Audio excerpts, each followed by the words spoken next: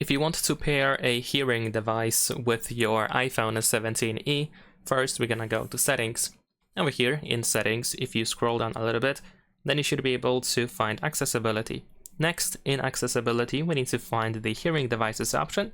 So we're gonna go ahead and open it, and now we are searching for MFI hearing devices. You should be able to detect your hearing aid over here, but if it is not detectable, you can turn on hearing aid compatibility.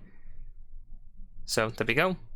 Of course, there was an information that noise cancellation cannot be used with hearing aid compatibility, so in order to use the compatibility, the noise cancellation has to be disabled. And there we go.